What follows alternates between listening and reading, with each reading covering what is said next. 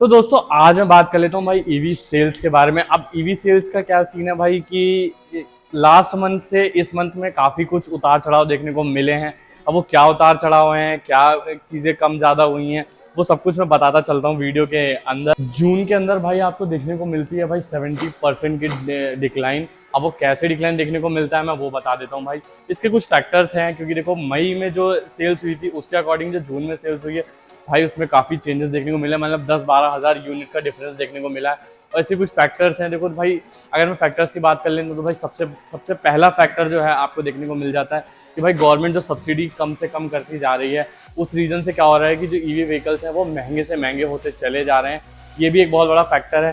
अगर इसके बाद में बात कर लेता हूँ भाई, जिस तरीके से गर्मी पड़ रही है तो भाई लोगों को ना अब ट्रस्ट नहीं हो रहा है। लोगों को मतलब ये लग रहा है यार इतनी गर्मी में हमने गाड़ी ली चलाई और कहीं आग लग गई है, कुछ सीन हो गया तो भाई एकदम नई नई गाड़ी में बहुत मतलब महंगी तो है ही है, देखा जाए उसके हिसाब से प्रॉब्लम देखने को मिल सकती है।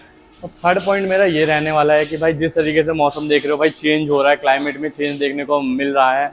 और भाई बारिश देखते ही हो भाई जिस तरीके से दिल्ली में पड़ रही है, और अदर स्टेट्स में भी बहुत ज़्यादा बारिश होती है। तो लोगों को भी एक इस चीज़ का भी डर है कि भाई बारिश में लेके गए गाड़ी कहीं बंद हो गई, कुछ देखने को इशू मिल गया तो फिर हम उस टाइम पे क्या करेंगे। क्योंकि देखो इलेक्ट्रिक तो है ही बंद होने का रिस्क, उसके साथ साथ जो पेट्रोल वाली गाड़ियाँ होती है वो भी बारिश में बंद हो जाती हैं। तो ये भी एक बहुत बड़ा फैक्टर है। उसके बाद फोर्थ फैक्टर मेरा भाई आपके लिए यही है कि भाई सर्विस। इसके लिए मैं क्या ही बोलूँ, जिनके पास ईवी व्हीकल्स हैं वो जानते हैं कि भाई सर्विस में कितना बड़ा प्रॉब्लम चल रहा है। ईवी व्हीकल्स की जितनी भी कंपनियां हैं सब सर्विस में ध्यान नहीं दे रही हैं भाई, बहुत इशू फेस करने को मिलता जा रहा है जिस तरीके से। और सोच रहा हूँ भाई आपके लिए, अगर आप कमेंट करके भी बताना आपको चाहिए कि नहीं चाहिए। और सर्विस पोर्शन पे जो एग्जैक्ट ग्राउंड रिपोर्ट जो चल रही है, ग्राउंड जो क्लैरिटी जो चल रही है, मतलब जो सिनेरियो चल रहा है उस चीज़ पे भी एक वीडियो लेकर आऊँ और आपको दिखाऊं कि भाई चल क्या रहा है, बिहाइंड द सीन क्या हो रहा है प्रॉपर। गाड़ियां तो ये लोग बेच रहे हैं बट उसके बाद क्या होता है वो चीज़ भी एक देखने वाली बात रहेगी। ये तो हो गए थे भाई गाड़ियां ना बिकने के रीजंस और सेल्स डिक्रीज होने के रीजंस। अब मैं बता देता हूँ कितने यूनिट मई में सेल हुए थे और कितने यूनिट जून में सेल हुए, डिफरेंस आप खुद ही समझ जाओगे। तो भाई मई के अंदर आपको 64,029 यूनिट सेल हुई थी और जून के अंदर आपको 53,113 यूनिट सेल्स हुई थी। अप्रोक्स 10,000 का डिफरेंस देखने को मिल रहा है इसके अंदर। और रीजंस तो मैंने आपको बता ही दिए क्या मेन रीजंस थे इसके अंदर देखने को मिले। अब मैं टॉप 5 ब्रांड्स की बात कर लेता हूँ कि उनकी जो टॉप 5 मतलब चार्ट्स में जो जिनकी गाड़ियाँ बिकी हैं, किस रीजन से उनकी सेल्स बढ़ी है, किस रीजन से उनकी सेल्स गिरी है, सब कुछ मैं बात करता हूँ आगे वीडियो में। इंट्रो को देख के आओ, इंट्रो देखने के बाद भाई सारी गाड़ियों को भाई खोल के रखते हैं और उनकी जितनी अपडेट्स हैं जो भी है सब कुछ आगे मैं बताता हूँ आपको, तो जल्दी से देख कर आओ।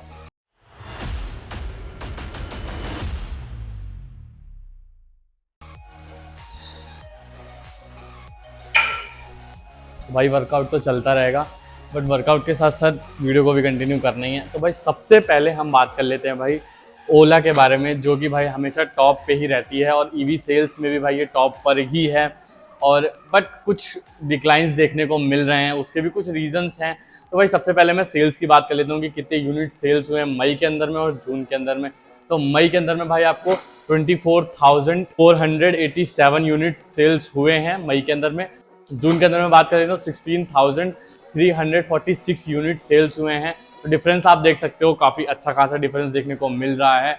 और जो MOM ग्रोथ है, जो मंथ ऑन मंथ ग्रोथ है, वो भी डिक्लाइन हुई है 33% से। और जो बाकी मार्केट शेयर है कंपनी का वो तो 31% का है ही है।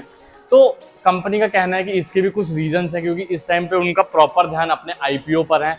हाँ जी सही सुन रहे हो भाई, ओला का IPO आने वाला है, चाहो तो अप्लाई कर सकते हो। तो 55,000 करोड़ का IPO जो है सेबी की तरफ से अप्रूवल मिल चुका है। जल्दी ही आपको मार्केट के अंदर ओला का IPO देखने को मिलेगा, तो आप अप्लाई कर सकते हो, काफ़ी अच्छी कंपनी है। उसके बाद अगर मैं बात कर लेता हूँ कि भाई और क्या फैक्टर्स हैं, तो भाई कंपनी का कहना है कि भाई अभी हम थोड़ा इस चीज़ में बिजी हैं और हम ट्राई कर रहे हैं कि भाई जितनी जल्दी फंड रेज होगा तो हम अपनी जो गीगा फैक्ट्री है उसमें और ज़्यादा पैसा लगाएंगे। इनका कहना भी है कि 100 मिलियन अभी ये लोग इन्वेस्ट करेंगे अपनी गीगा फैक्ट्री के अंदर में, अगर फंड इनको मिलता है। बाकी सर्विस पोर्शन पे तो यार कंपनी कुछ बोलती ही नहीं है, जो कि इनको बोलना चाहिए। अब क्यों नहीं बोलती है इस चीज़ में, तो आप इनसे क्वेश्चन कर सकते हो, टैग करो कमेंट में और इनसे पूछो कि भाई ये क्यों नहीं बोलते हैं अपने सर्विस पार्ट के बारे में। तो ये था भाई ओला के बारे में। अब मैं नेक्स्ट कंपनी के बारे में बात कर लेता हूँ।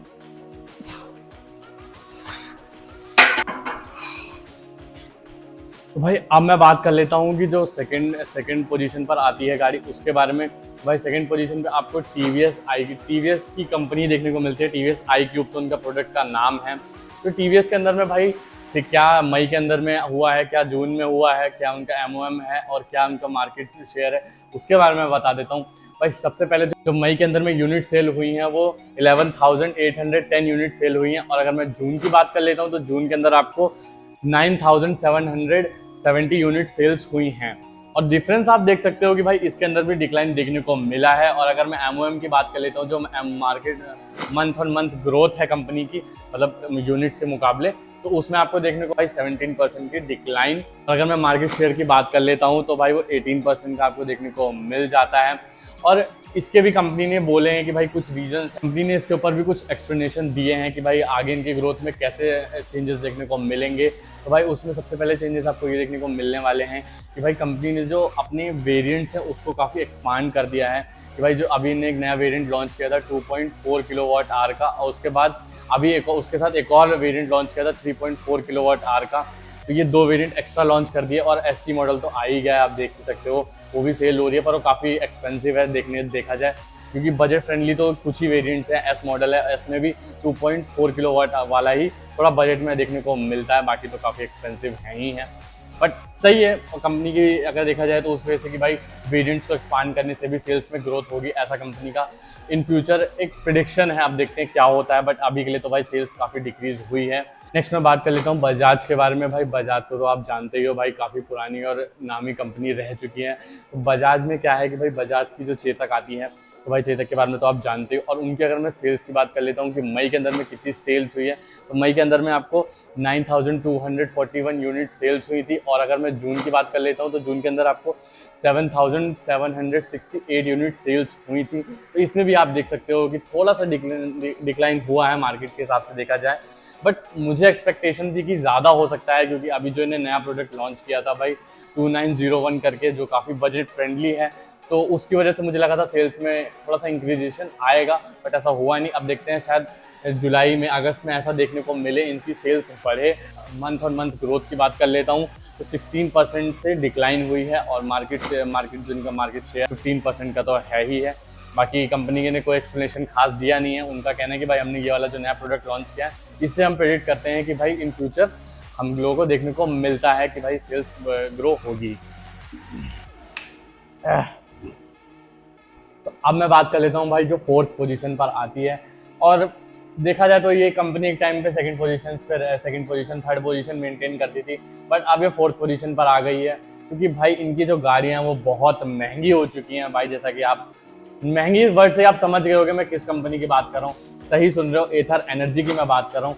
और भाई एथर एनर्जी ने भाई जिस तरीके से प्राइस इतने हाइक करे हैं ना भाई, इनकी गाड़ी अगर देखा जाए तो इनके ऐसे ऐसे वेरिएंट भी हैं ना जो 2-2 लाख से ऊपर के बिक रहे हैं। और पता नहीं कौन खरीदेगा भाई उन गाड़ियों को, और कंपनी क्या सोच के बनाती है उन गाड़ियों को। मतलब मिड रेंज से लेके हाई रेंज तक इनने काफ़ी गाड़ियाँ लॉन्च करी हैं, बट उसके बाद भी जो सेल्स है इनकी काफ़ी डिक्रीज हुई है। अगर मैं मई की सेल्स की बात कर लेता हूँ तो 6,116 यूनिट्स इनके सेल हुए हैं मई के अंदर में। और अगर मैं जून की बात कर लेता हूँ 5,819 यूनिट्स इनके जून में सेल हुए हैं। तो थोड़ा सा डिफरेंस देखने को इनको भी मिला ही है। और मंथ ऑन मंथ ग्रोथ की बात कर लेता हूँ, 5% का भाई जो मतलब डिक्लाइन देखने को मिल जाता है 5% का। और जो मार्केट शेयर है वो 11% का आपको देखने को मिलता ही है। अब कंपनी का कहना है कि भाई, कंपनी का कहना है तो कुछ नहीं है, उनने एक न्यूज़ ही दी थी लास्ट मंथ की भाई, उन्हें अनाउंस किया था कि भाई अपनी वो 3rd इंडिया की एक और बिगेस्ट फैक्ट्री लगाएंगे महाराष्ट्र के अंदर में, जिससे इनकी सेल्स इंक्रीज हो। अगर ये ज़्यादा बल्क क्वांटिटी में बनाएंगे तो हो सकता है कि सेल्स इंक्रीज होने से प्राइसिंग भी थोड़ी सी कट डाउन हो सकती है। बाकी ये इनकी एक्सपेक्टेशन है, बाकी इन फ्यूचर देखते हैं क्या ही होता है। अब मैं भाई 5th कंपनी की बात कर लेता हूँ। और ये 5th कंपनी, मुझे एक्सपेक्टेशन नहीं थी कि भाई इसकी सेल्स काफ़ी अच्छी रहेगी। और अभी तक जितनी कंपनियों की बात मैंने करी है भाई, सबकी सेल्स डिक्लाइन ही हुई है लास्ट मंथ के अकॉर्डिंग। बट इस कंपनी की जो सेल्स है वो इंक्रीज हुई है, हल्की फुल्की इंक्रीज हुई है, बट हुई तो है और कंपनियों के मुकाबले। ऐसा कंपनी का कहना है कि भाई हमने कुछ न्यूज़ अपडेट्स दिए और कंपनी ने थोड़ा सा काम भी किया, थोड़ा हार्ड वर्किंग चीज़ें करी हैं, सर्विस पोर्शन पे ध्यान दिया है। अब सर्विस पोर्शन पे ध्यान देने से क्या होता है कि कस्टमर थोड़ा खुश होता है और वो सजेस्ट भी करता है और किसी को भी लेने के लिए। और बाकी भाई लास्ट टाइम आप देख सकते हो, अभी जो सेल्स आई थी फ्लिपकार्ट पे भी उसमें भी भाई इन लोगों ने जो डिस्काउंट तक भर भर के डिस्काउंट दिया, गाड़ी 1 लाख से अंदर के अंदर में इन्हें बेची, तो उससे भी इनकी सेल्स काफ़ी इंक्रीज हुई थी। अब मैं मई की सेल्स की बात कर लेता हूँ। 1459 यूनिट सेल्स हुई थी मई के अंदर में, और अगर मैं जून की बात कर लेता हूँ तो 3068 यूनिट सेल हुई है, मतलब थोड़ा सा इंक्रीज देखने को मिला है। और अगर मंथ ऑन मंथ ग्रोथ की बात कर लेता हूँ मैं, 35% आपको देखने को मिल जाती है, 6% का है मार्केट शेयर इनका देखने को आपको मिलता है। तो मतलब ओवरऑल देखा जाए तो कंपनी काफ़ी हार्ड वर्किंग है, काफ़ी काम कर रही है, और कंपनी ने ये भी अनाउंस किया है कि नेक्स्ट ईयर फिजिकल ईयर के अंदर में आपको इनके जो मिड रेंज है वीडा की वो भी देखने को मिल जाएगी। तो प्राइजेस थोड़े से और डाउन देखने को मिल सकते हैं। मार्केट में काफ़ी कंपटीशन बढ़ रहा है 1 लाख के अंदर में, तो भाई आपके लिए तो ये कस्टमर के लिए बहुत ही फायदेमंद चीज़ें हैं। तो आप थोड़ा सा वेट करके देख सकते हो। बाकी आप चाहो तो मैं सजेस्ट कर सकता हूँ भाई, आप चेतक को ले सकते हो। बाकी ये सेल्स रिपोर्ट थी भाई, मैंने टॉप 5 वेरिएंट्स को ही मैंने रखा है मतलब टॉप पे ही, और इन्हीं के बारे में मैंने आपको एक्सप्लेन किया। बाकी और नीचे कंपनियां हैं उनके बारे में मैंने इतना एक्सप्लेन नहीं किया, वीडियो बहुत लंबी हो जाती। बाकी आप चाहो तो ये चार्ट आप देख सकते हो। इस चार्ट में भाई टॉप 10 के बारे में मैंने दिखा रखा है कि भाई किसकी कितनी सेल हुई है, कितना मंथ ग्रोथ है, क्या मार्केट शेयर है, सब कुछ मैंने शो किया है।